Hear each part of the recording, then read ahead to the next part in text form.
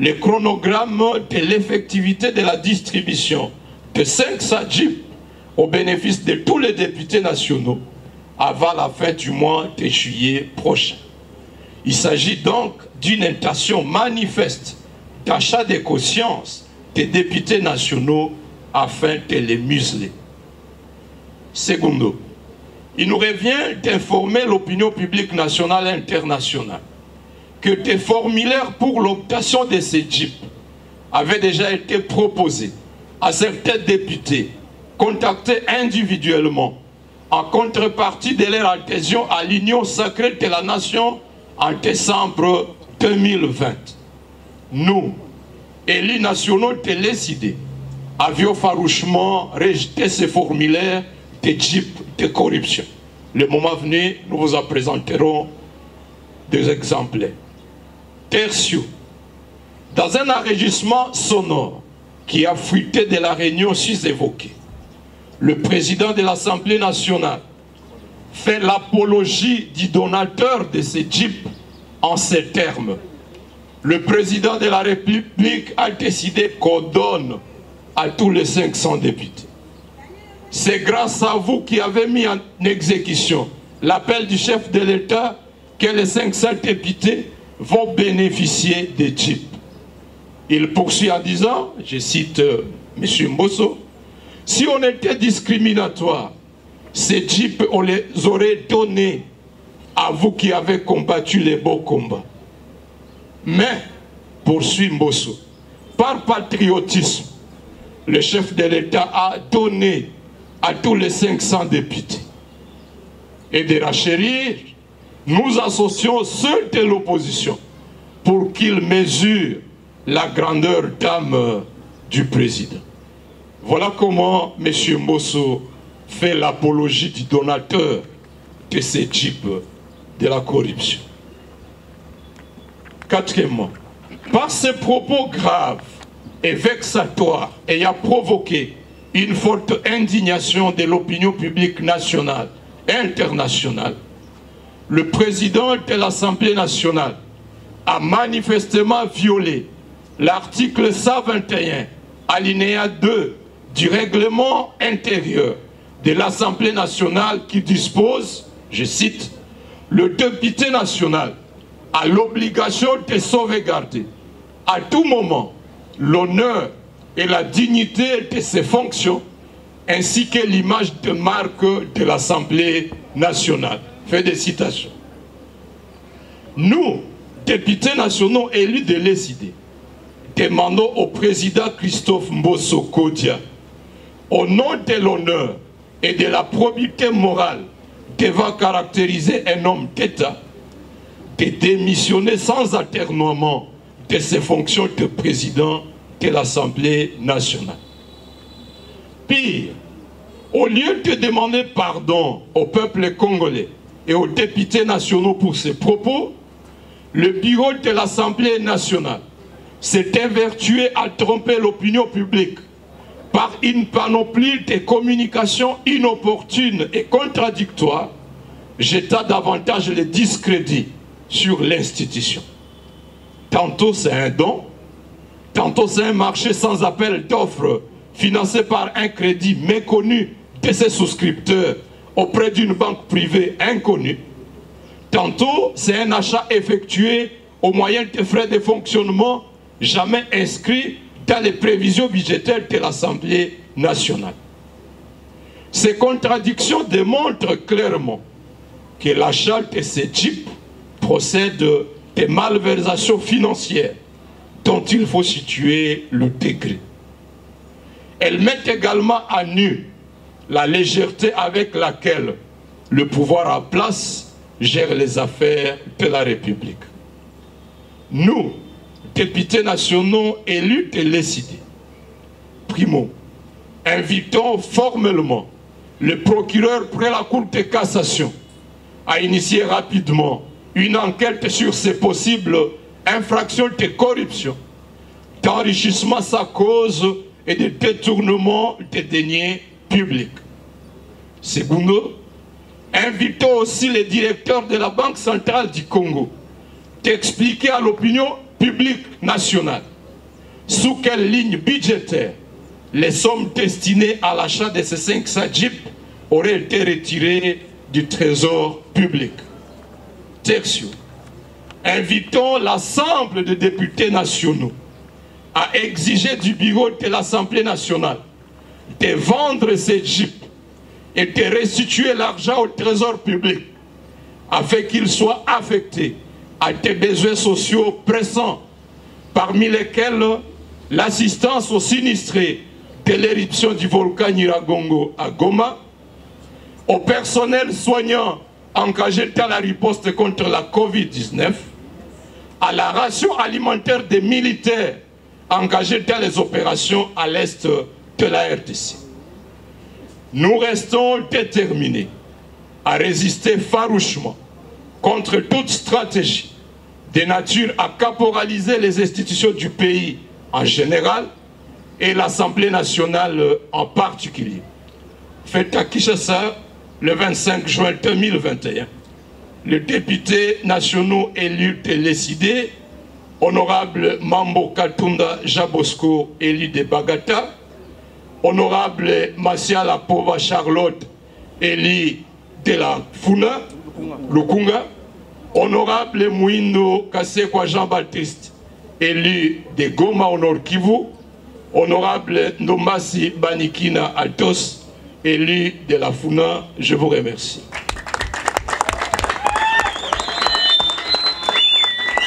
Avoir plus de précision. Deuxième question. Cette pratique parlementaire des dons de dupes aux députés n'a pas commencé aujourd'hui. 2011, 2006 et aujourd'hui. Est-ce que vous êtes sûr que cette pratique de dons est une pratique de corruption ou bien c'est légal? Voilà. Merci. Bijou, tu as la parole. C'était ta question, tu n'as plus de questions à poser. Bon, on prend ici et puis on va de l'autre côté, ça va? Présentez-vous et votre média. Attends, s'il te plaît. Non, je peux faire ces déplacements.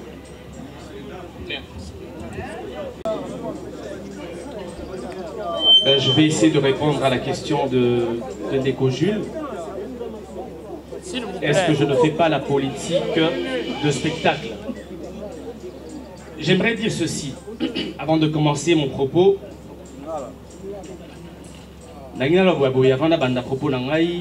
Selon ONG Transparency International, sur 54 pays africains les plus corrompus au monde, la RDC est positionnée en 49e position. Ezali Soni Mingi. Vous devez savoir que Moutuna Moutou, soit à côté politique, Azana ba vision nae, Azali na ambition nae. Je suis venu réellement travailler pour le peuple congolais. Ezali souhait nanga. Et vous savez, tant la côté politique na ndenga mabete, Ezana moi, Babilo qu'on a Nzambe. Nous sommes faibles, mais éloigne-moi de la corruption.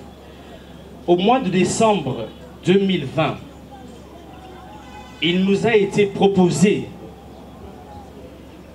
je me rappelle chez moi Nandaku, vers 23h30, des personnalités sont arrivées chez moi avec 14 000 $ pour que je signe la pétition Yajanine Babunda pour Alongwa. Je n'ai pas besoin Nazwambongo pour signer pétition pour Janine Babunda Alongwa. Elle fait mal son travail, je le signerai de manière gratuite. 2 semaines après, Baeko proposé Bisso bon de commande. Les Ali Awa, 4 bons de commande pour que le député y a décidé d'intégrer Union Sacrée. Bon de commande Yangoy. Chose que Bissonioso Toboyi. Et je pense que le 3 avril, lors d'une matinée politique, je l'ai dénoncé. Bandeko, le 3 avril, je l'ai déjà dénoncé. Dans le Bakiamo, clairement, qu'ils nous ont proposé de l'argent pour intégrer l'Union Sacrée de Boyaki. À l'époque même, c'était des Jeep Prado 2020 qui coûtent plus de 70 000 $. Oyo Toboyaki. Vous comprenez?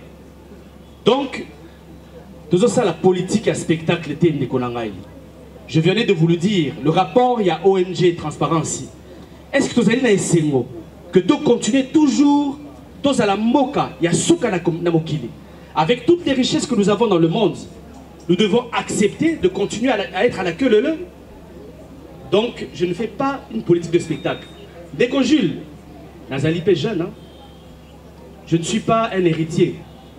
Papa n'a pas tikelanga le pangouté, a tikelanga voiture té, ma tikelanga comme richesse, ma valeur naïe. Je ne dis pas, je suis faillible, je suis humain. Comme le disait Mandela, je ne suis pas un messie. J'ai fait des énormes erreurs dans la vie. Mais à un moment, même ceux qui te salissent erreur, il faut deux ans à Sima. Tobongisa pour na Congo. Donc, ceux qui pensent que tout ça la politique à spectacle, tout ça la politique à spectacle, nous ne pouvons pas aujourd'hui accepter ce genre de corruption pendant que le peuple congolais Azali à la solde. Le peuple congolais, les lois Azali en pleine misère. Je pense que recevoir Badjip Oyo Azali, totale trahison. C'est pour cela que le 3 avril, j'étais le premier Badafina qui a les réseaux sociaux. Au Bossani, Balobi qui n'a Kosaki. Et je vous le dis encore que Tokozo Mbongwanate, Tokozo Badjip Nabangote. Voilà. Merci beaucoup. Ah, non, une question. Avez-vous souscrit ou pas? Dans le Biboui, hier, j'ai été sali dans une émission, Bossolo la politique, par un honorable Paul Chilombo. Et Zali Soni Mingi, quand je vois des professeurs d'université, Balekana plateau à télé pour la Rokosa Ningwana. L'honorable Paul Chilombo a été acculé par l'honorable Jean-Baptiste. Aïbaki Ninga Obimelate, Aïbotanga Komo Nangai que Ngai na souscrire nae mokolo moko. Je vais demander un débat à M. Paul Chilombo, à condition qu'il ait un bon de commande ou un signaki. Soyons sérieux. Ceux qui m'outent à salir souscription, c'est qu'il y a un dossier quelque part. Il faut dossier, ya. Ok? Et je le dis clairement, s'il prouve que moi j'ai signé, je démissionne de l'Assemblée nationale et je ne ferai plus de politique.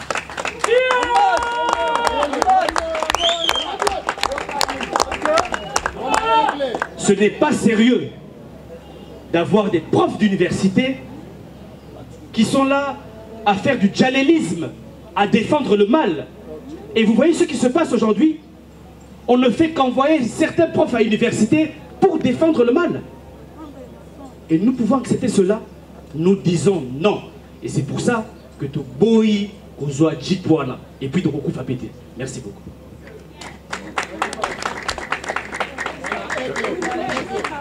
Merci, collègues tous. Je vais apporter un élément de réponse à la question de savoir, de dire qu'il y a eu don des Jeeps en 2006, en 2011, et pourquoi nous qualifions ça de corruption aujourd'hui.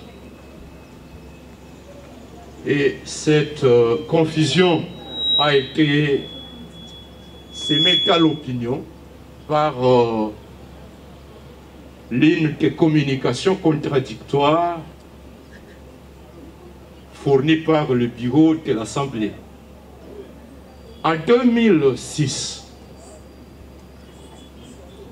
il a été tenu une plénière de tous les députés de l'époque sous Caméré.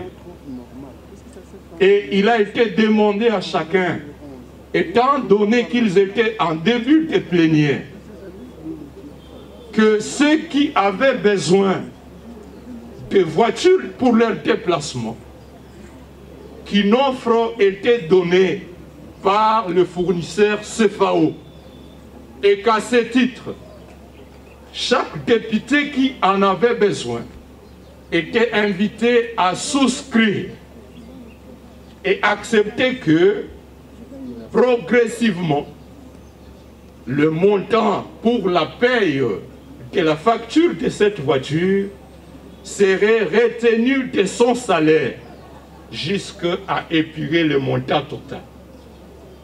De la même manière que cela se fait avec les professeurs d'université qui ont souscrit pour des jeeps et qui payent au moyen de leur salaire. Tel n'est pas le cas aujourd'hui. Il n'y a jamais eu une seule plénière au cours de laquelle la soumission des jeeps a été annoncée. Au contraire, comme vient de le dire mon collègue Atos, les formulaires que voici ont été annoncés, présentés. Personnellement, j'en ai pris connaissance dans la plénière du 10 décembre 2020, je m'excuse. J'avais déjà rejeté l'offre pour la signature à contrepartie de la signature de la pétition de déchéance. J'avais déjà rejeté le 4000 qui était proposé l'avant-midi du vote de la motion. Et lorsque je suis arrivé dans la salle, à différentes reprises, 4 collègues m'abordent pour dire « Honorable, voici la consigne de vote. Lorsque vous allez voter, zoa photo na téléphone na yo, photo ya bulletin de vote, ya olakisa bulletin wana na cellule na biso, et à contrepartie, bakopesa yo formulaire pour compléter pour na Jeep na yo TXL 2020. J'ai dit à ceux qui me le proposaient que j'ai fait un vœu à Dieu. Je suis chrétien. Que je pourrais ne pas réussir beaucoup de questions à l'Assemblée nationale. Mais je voudrais gagner au moins une chose. Je voudrais qu'à la fin de mon mandat, je ne puisse pas avoir honte de prêcher l'évangile. Parce que je suis chrétien. Et donc j'ai rejeté cette fiche. Quelqu'un posait la question, mais vous rejetez si ces fiches, si ces jeeps vous étaient présentés à Katimini. C'était à Katimini que ces fiches, ces formulaires, ces demandes, des bons de commande nous étaient présentés à Katimini. C'était à Katimini quelques sommes d'argent nous étaient présentées pour apporter nos signatures à ces pétitions. Et nous les avons rejetées publiquement. En 2011, il y a eu une autre opération différente de celle de 2006.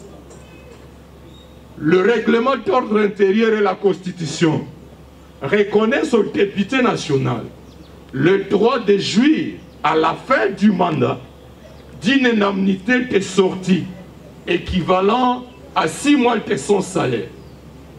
En 2011, sous la présidence d'Obé Minakou, il a tenu une plénière à l'intention des députés pour les informer que le gouvernement n'avait pas de fonds en espèces et qu'à contrepartie de ces indemnités de sortie, il leur proposait de prendre des véhicules chez le fournisseur CFAO.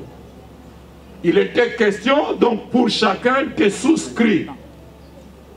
Ceux-là qui ne voulaient pas de voiture ont demandé aux fournisseurs de leur donner le montant équivalent à la voiture, le 36 000, je pense qu'on me disait c'était 36 000 à l'époque, et les fournisseurs auraient opéré une retenue. Lorsque vous ne voulez pas de la Jeep, le fournisseur dit en espèces, je vous donne 30 000. Vous acceptez de perdre 6 000. Si vous voulez de la Jeep, c'était aussi de la mafia. Mais au moins, c'était une procédure régulièrement établie. Ce qui n'est pas le cas ici, chers amis. Il n'y a jamais eu une proposition de ce genre. Enfin, comme nous l'avons dit, l'un des membres du bureau a dit que ces jeeps auraient été payés au moyen des frais de fonctionnement alloués à l'Assemblée nationale par le gouvernement. Le budget de l'Assemblée nationale est voté en séance plénière chaque année au cours de la session de mars. Le budget qui est en exécution cette année 2021, nous l'avons voté au cours de la session de mars 2020. Aucune ligne budgétaire de ce budget-là n'a prévu l'achat de chips aux députés. Il est donc clair que le bureau de l'Assemblée tente un mensonge pour camoufler le scandale de corruption que nous avons dénoncé publiquement. Merci.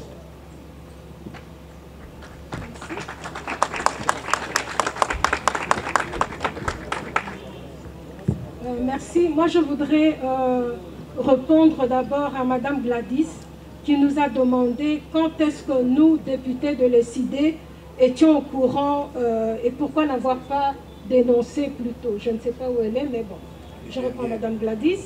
Alors, je dis ceci. Comme les honorables députés l'ont dit avant moi, nous étions au courant quand on nous a contactés par l'un de nous en disant que voilà, si vous venez avec nous, vous aurez des avantages. Et nous avons refusé, déjà à l'époque. Mais quand ils ont parlé des Jeeps et qu'ils ont emmené les formulaires, moi personnellement, je rigolais sur ça.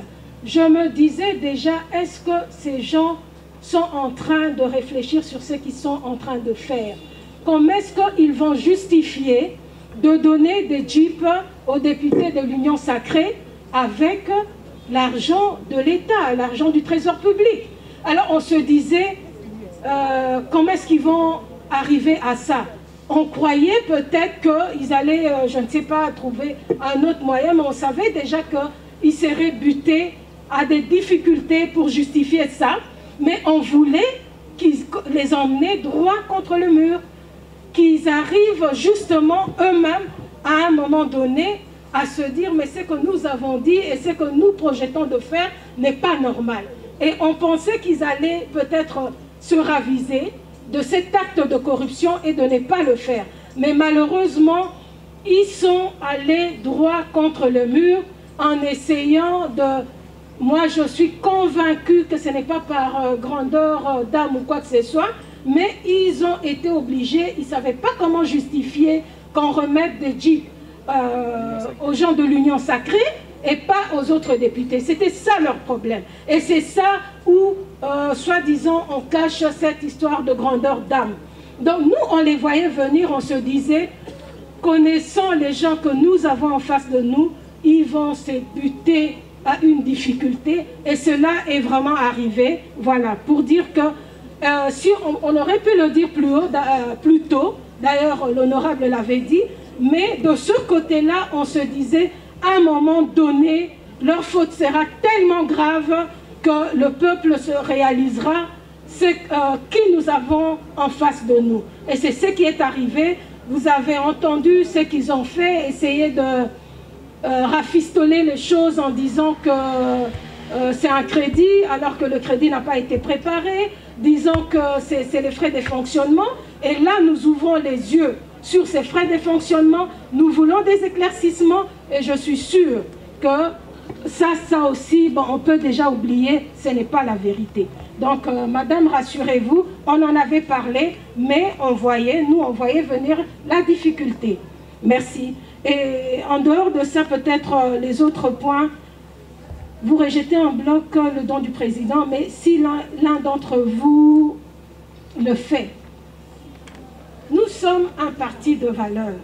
Comme nous avons dit tout à l'heure, ce qui nous a réunis autour de l'ESID, merci, ce qui nous a réunis dans l'ESID autour du président Martin Fayulu, c'est justement les valeurs que nous voulons défendre. Et je ne pense pas que là, présentement, tel que nous avons parlé devant vous, que l'un d'entre nous ici ira faire quoi que ce soit en catimini. Vous pouvez en être rassurés, mais le reste, quant aux sanctions et tout, je préfère que le secrétaire général puisse répondre sur ça. Merci.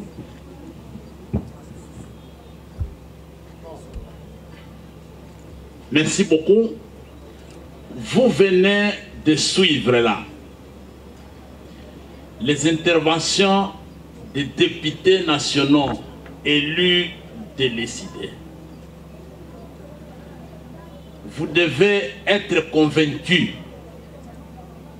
que le combat que nous menons aux côtés du président élu, le commandant du peuple, Martin Fayulu Madidi, c'est un combat de valeurs. Ce n'est pas un combat dicté par les caprices des gros intestins. Ce n'est pas un combat dicté par je ne sais pas quel facteur physiologique.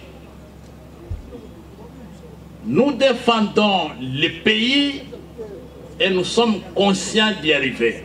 Donc ce n'est pas le nombre. Vous voyez vous-même que c'est 4 personnes qui vont ébranler une assemblée de 500 personnes. Gandhi a sauvé l'Inde. Mandela a libéré l'Afrique du Sud avec ses compagnons. Nyerere en Tanzanie.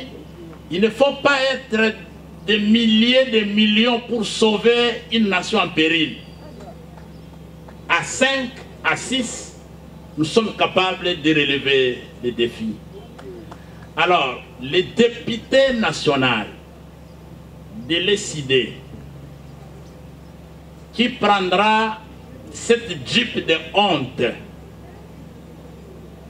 cette indemnité de sortie de fin de carrière politique de M. Tshilombo tel que souscrit à Genève.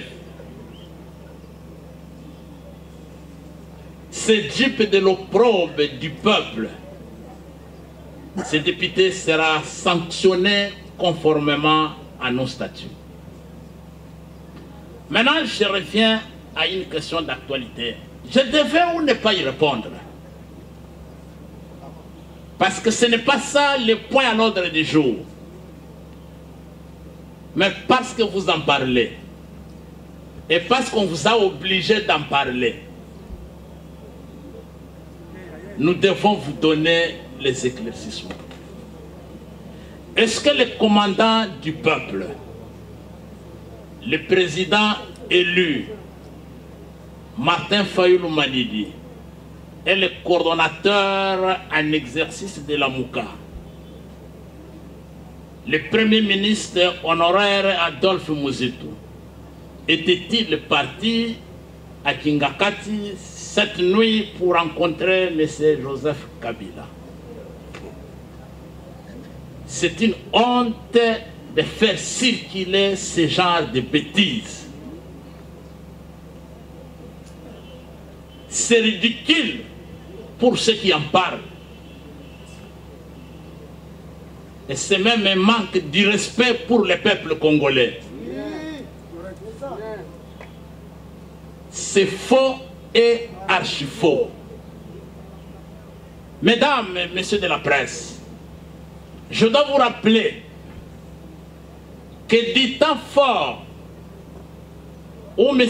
Kabila contrôlait le fauteuil présidentiel, il contrôlait le Parlement, il contrôlait le gouvernement, il avait en main les cours et tribunaux, et il avait tous les gouverneurs et les assemblées provinciales. À ce moment-là, M. Kabila n'a pas réussi à rencontrer discrètement le commandant du peuple, Martin Fayulu. C'est à ce moment-là que Kabila avait la possibilité de faire fléchir le commandant du peuple. Mais il ne l'a pas fait et il n'a pas réussi à le faire. Il est resté droit comme un palmier, Martin Fayulu. Il n'a jamais négocié les valeurs pour lesquelles il se bat. Mais, chers amis, aujourd'hui, à après la prestation ratée des serments de M. Antoine Félix Tshilombo. Je dis bien cérémonie de prestation ratée. Parce que c'est la première fois dans l'histoire du monde qu'un président en pleine prestation de serment tombe. C'est la première fois. Nous, en Afrique, la prestation de serment est considérée comme l'intronisation.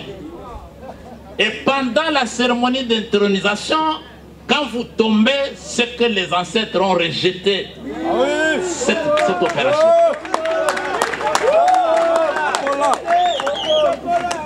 Alors, chers amis, aujourd'hui, M. Kabila et M. Tshilombo sont en pleine opération de troc. Ils sont en pleine opération de troc, députés kabilistes contre une somme d'argent ou une jeep.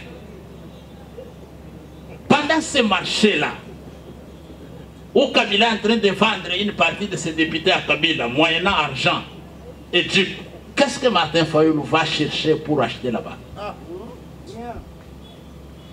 Il va chercher à le voir pour avoir quoi? Avoir acheté aussi une partie de ses députés? Non, chers amis, soyez rassurés que si longue soit la nuit, le soleil finira par s'élever. Et la vérité est que 2023 arrive à grands pas. Et bientôt, nous allons nous retrouver sur le champ de bataille électoral. Merci au secrétaire général, M. Lebowski Toko, également aux députés ici présents de l'ICD, pour avoir répondu aux questions des confrères et consoeurs. Je ne sais pas si votre permission, sous votre permission, si vous pouvez encore accorder aux confrères et consoeurs ici présents une deuxième série de questions. Ça dépend de vous, si vous êtes prêts ou pas. C'est bon, hein? On a tout dit. Bon, le secrétaire général de l'ICD ici